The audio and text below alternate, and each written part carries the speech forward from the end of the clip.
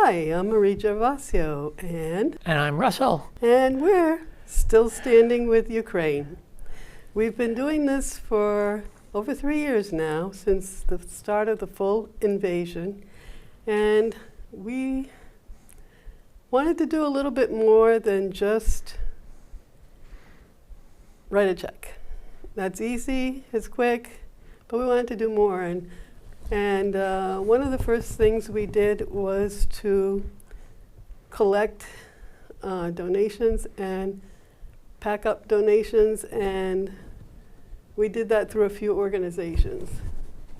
We did Packing trailer trucks. Russell did a lot of the heavy lifting. One of the Ukrainians even called him Russell the Muscle. So we had a lot of fun, though it was work doing that.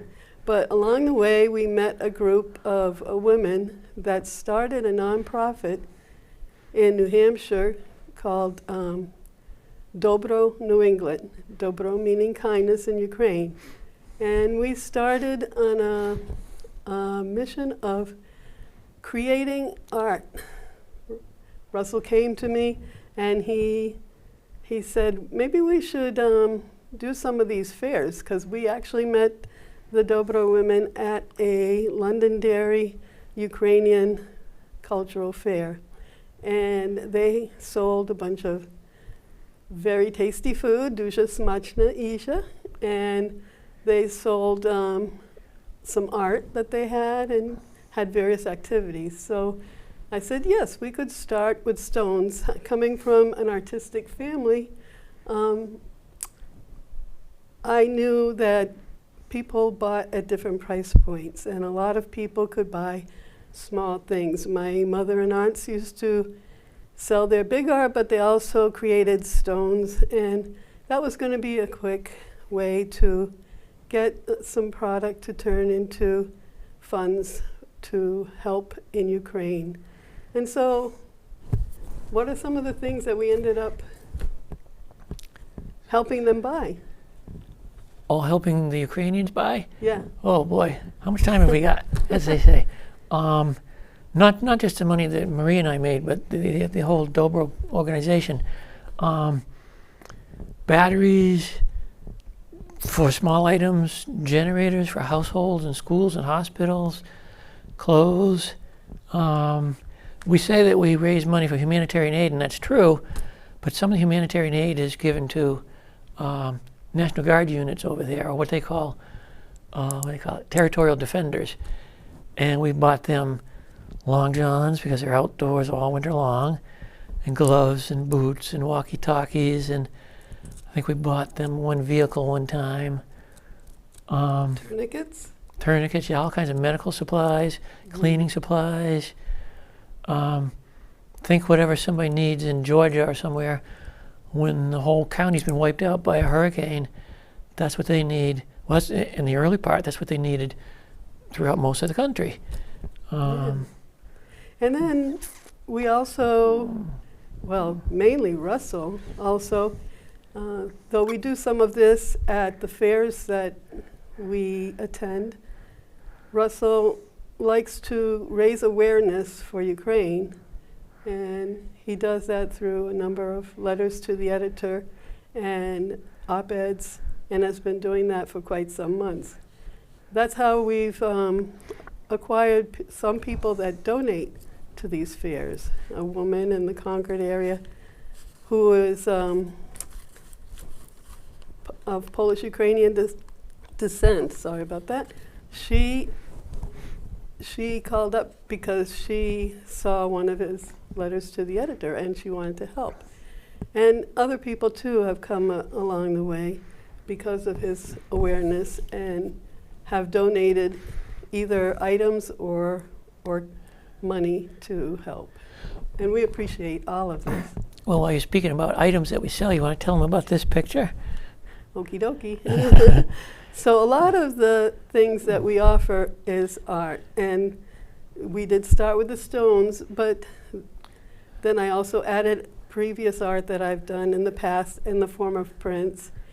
This here happens to be a print of some art that I have hanging in Manchester at the Triangle Credit Union on Candia Road.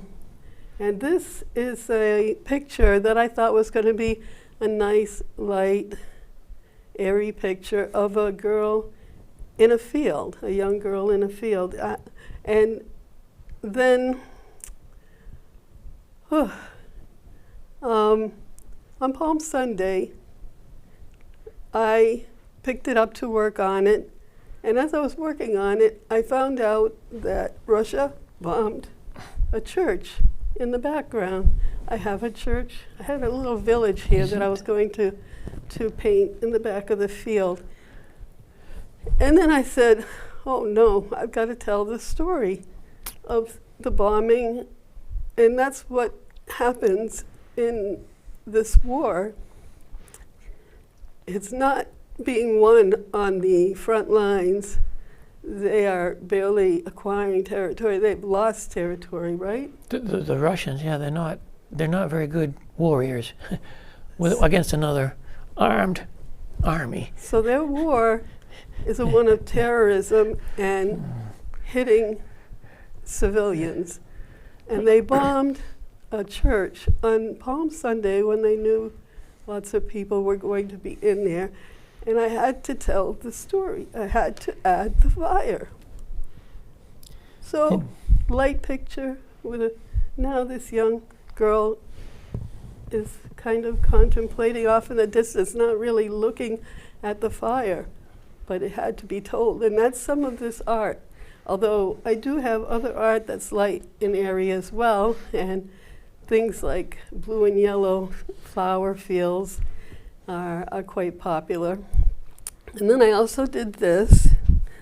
This happens to be a small print of a much larger picture. This is a tiny print of a much larger picture. And this is the leader of Ukraine. It's President Volodymyr Zelensky. And I have him with the flowers that he carries and honors the fallen of Ukraine. And they are people who end up dying for freedom. When I first started doing fairs, I remember they had a T-shirt. They used to sell T-shirts a lot. And one of the T-shirts was actually the New Hampshire motto, live free or die. So, I've told you a little bit about me. Russell, go ahead and add a little bit more about yourself. Well, I was recently retired when the war started, so I had time to spend on a project, and this seemed like a worthy project. So yeah, we've been doing this, I guess you'd call it full-time work now. We started doing this right after the war started, and that's, I think about the population counters to show the world population, the number of days into this war. I've lost track, but it's about 3.5 years that we've been doing this now. And we thought when we started it would be a short-term project, but not so. This, talking about pictures and things, for anybody who doesn't know now, hopefully everybody knows by now, but this is a, what would you call it, rendition of a Ukrainian flag that's, I don't know if we can swear on this, but a Ukrainian flag that's been to you-know-where and back and kind of beat up. So that's what that is. Speaking of, I see I had some stuff here about peace talks. Should we mention something about so-called peace talks? Yeah. So I call it so-called peace talks because we're filming this in Concord, New Hampshire at Concord Public Television Studios, but I know this is going to be shown later on YouTube and other things, so we don't know where people are going to be seeing this from, or what your level of awareness is of the war.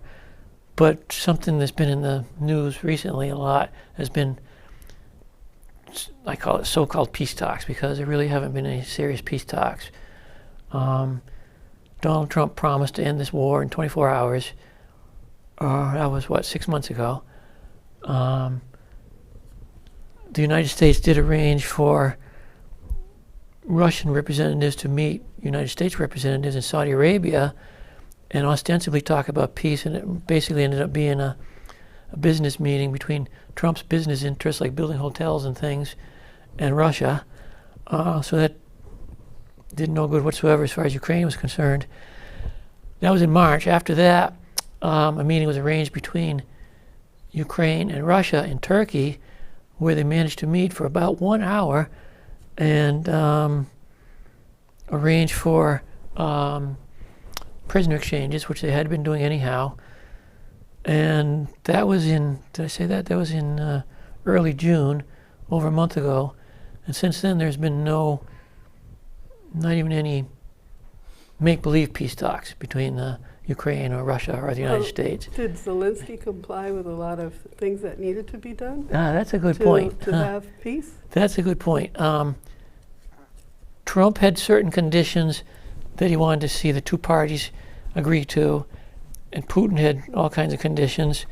Every single condition, as far as I can think of, every single condition, well, that could be done in this time frame that was put on Zelensky, he complied with, agreeing to a 30-day ceasefire, to then be in a better position to have more serious, lengthy peace talks. And what about the mineral rights deal? One of Donald Trump's key points was that if he was going to help Ukraine, Ukraine had to sign over their mineral rights to the United States. That eventually did happen, but not in the conditions that were so beneficial to the United States that Trump wanted at first. And now it's a pretty fair agreement between Ukraine and the United States. And that agreement has been signed. Meanwhile, we have to talk about the Russians, I suppose. Any condition that was proposed to the Russians, like an intermediate ceasefire, withdraw troops from certain areas, stop bombing hospitals, things like that, they have done nothing to show that they are interested in stopping the war. In fact, what's today? Today is Monday, July 7th. I don't know when you're going to see this. Today is Monday, July 7th. Last Friday, July 4th, Donald Trump and Putin had a conversation on the telephone in which it's been reported that, from the White House, it's been reported that Putin told Trump Putin has no intention of stopping the war. So there goes your... And then what happened in the capital city of Kyiv and other cities that night? See how many people can guess what happened in Kiev that night after Putin said he's going to continue the war. He continued the war by bombing Kiev and killing more civilians in the capital city. That's what it's hard for us to put ourselves in this frame of mind, but every single day, Russian military forces are killing Ukrainian civilians purposely, targeting churches, schools, hospitals, apartment buildings, shopping malls, every single day for the last 3.5 years. So when people sit around a table in Istanbul, Turkey, or Saudi Arabia and talk about having peace, we got to keep in mind that this is going on every single day right now with civilians being killed, while Ukraine is only targeting military targets in Russia and killing no civilians in Russia, basically. So there was also something else that happened the same day, I believe, when he spoke with Putin, which was on the 3rd. On the 4th, he spoke with Zelensky, but on the 3rd, I think I heard something about Pete Hegseth stopped all supplies going to Ukraine. Patriots that defend the city. For viewers who aren't familiar with the name, Pete Hegseth, he's the newly appointed Secretary of Defense of the United States, who had, well, it was called by several different politicians in Washington, staggeringly or shockingly unqualified, the most unqualified person in history to be the Secretary of Defense.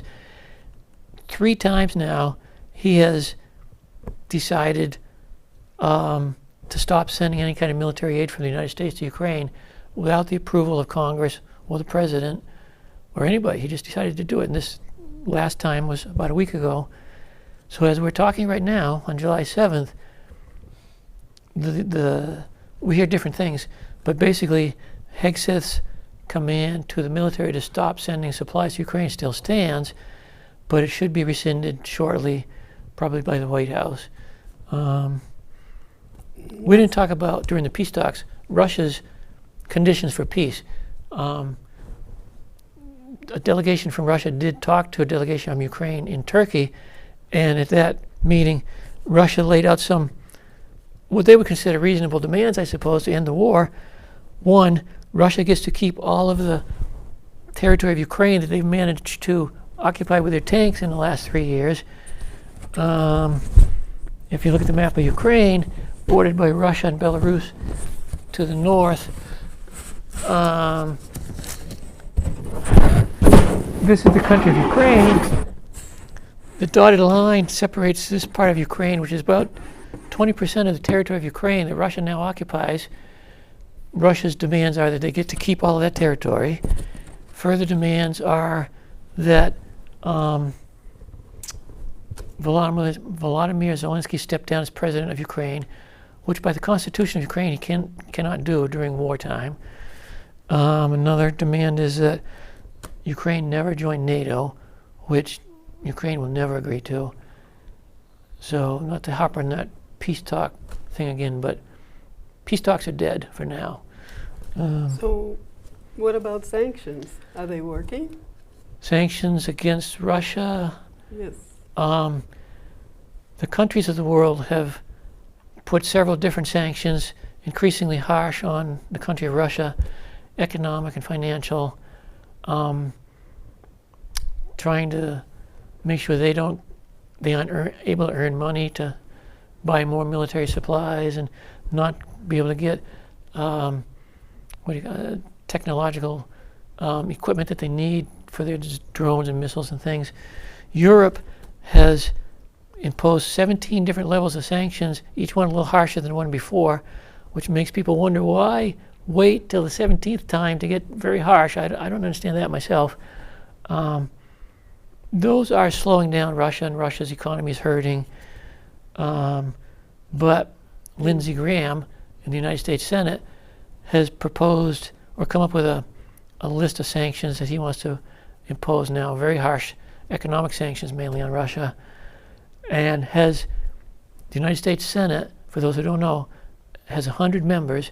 85 of these people in the Senate have signed on as co-sponsors of this bill, this sanction.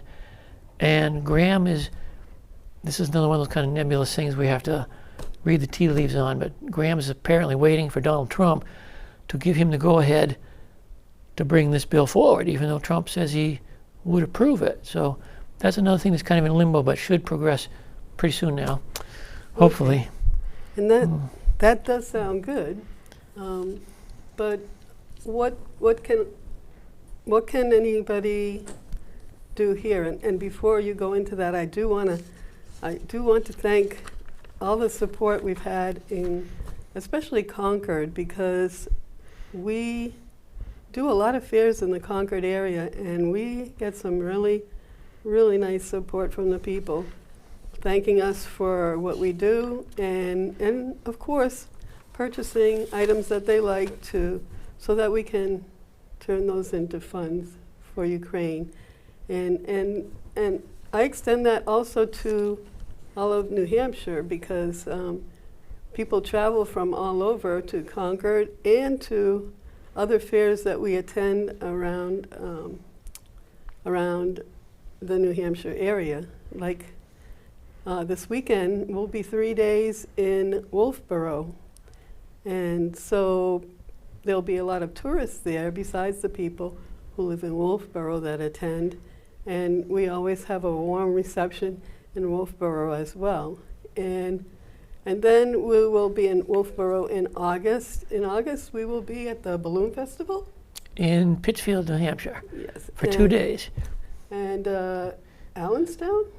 Yeah, in Allenstown, New Hampshire, which is a small town between Concord and Manchester. We'll be down there on a Saturday in August. I forget the date. Yeah. We're everywhere. We're going to have those all posted on our social media, including the new YouTube channel that we have. And I don't know, I don't know if So what can people do? well, I don't know if we mentioned yet, but this is the first of a series of these kind of probably 30-minute long videos. So this will be called episode number 1, I guess, and watch out for following episodes in the future. Yeah.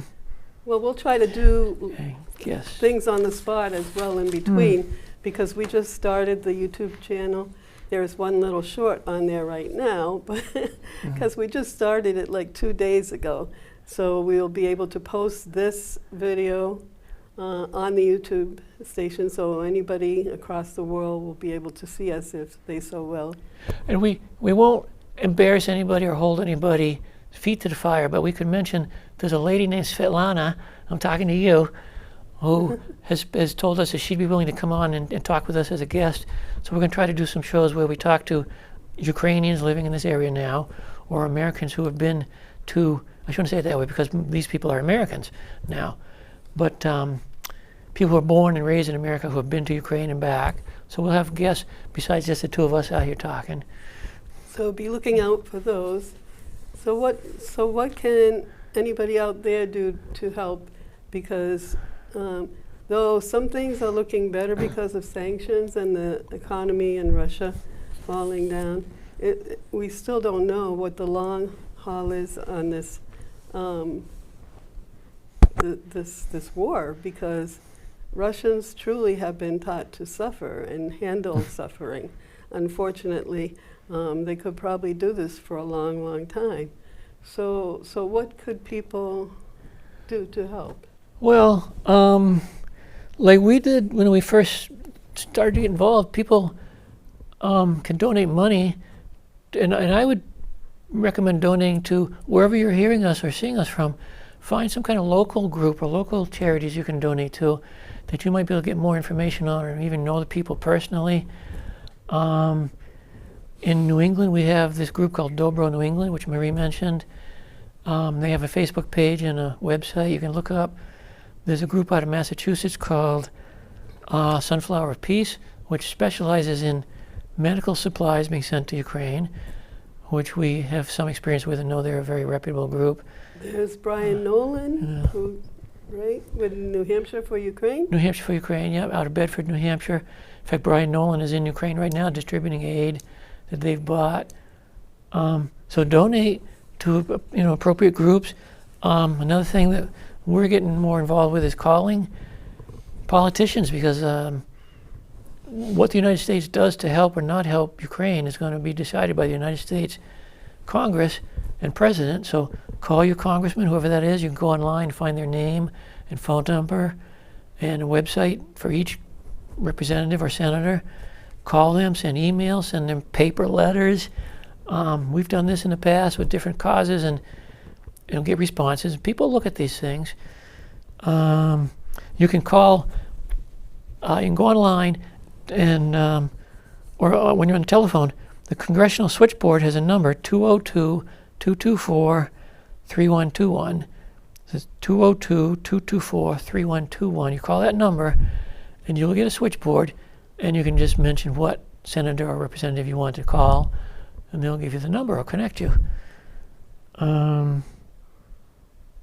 Speaking of politics, vote for Ukrainian supporters, because there are still some Ukrainian haters among American politicians, but most, I think, now realize it's for the benefit of the free world and for the benefit of the United States to help Ukraine win this war and stop Russia from reestablishing the Soviet Union, which is what they're basically trying to do.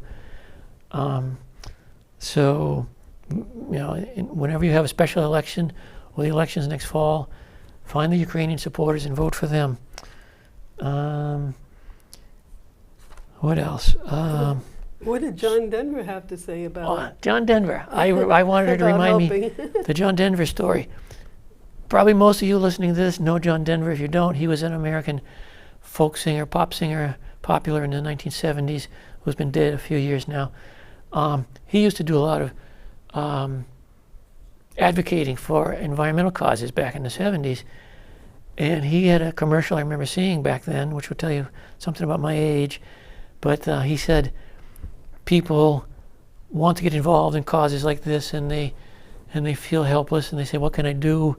What can I do? I don't know what to do or who to talk to, and they feel helpless. So he said, do what you can. Everybody can do something. So do what you can do. Whatever it is. Tiny, any little thing. Make brownies to take to the local bake sale at the church or the Girl Scouts or whatever that's raising money for Ukraine, or make crafts, maybe not this crafty, but something that people can sell at craft fairs to raise for money. Or write to your senator. Everybody can write to their senator or call their senator. But I remember that John Denver story all the time. You can go online and find the commercial where he says that, because I just saw it recently. Do what you can. I like that. And we probably have about 4 or 5 minutes left here to stay within our time, I think. But people need to stay informed. There's a lot going on in the world, and a lot of ways to get distracted. And some of the things are not just meaningless distractions, they're important things. But I mean, think about it. Ukraine is protecting the free world from Russia, something that the United States has been thinking about and paying a lot of money for and trying to do since the 1950s. And now Ukraine is decimating the Russian military for the rest of the world and holding them in check. So stay informed, watch the news, podcasts, whatever, but make sure you're looking at a reputable news source. However you do that, obviously a major national... Maybe checking different sources and using some discernment, maybe? Yeah, using your discernment, I like that word, common sense. You can kind of tell if people are on the level a lot of times.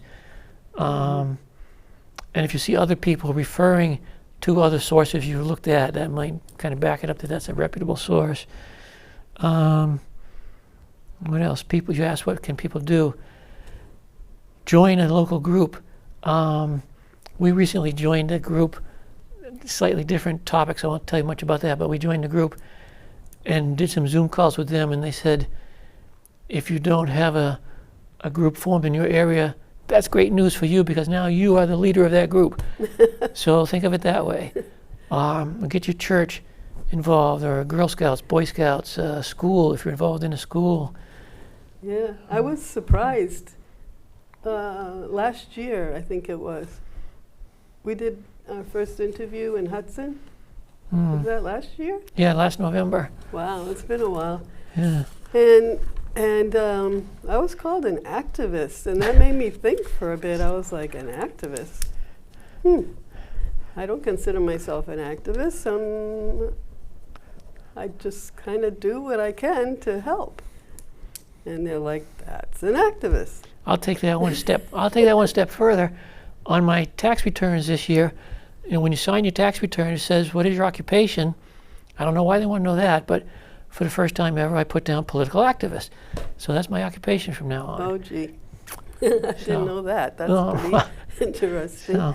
Well, I want to thank you for watching us through the end here, and I would love to hear your comments, so please comment, please like, share, spread the news. That's definitely a big way you can help. And do you have any last words? Slava Ukraina!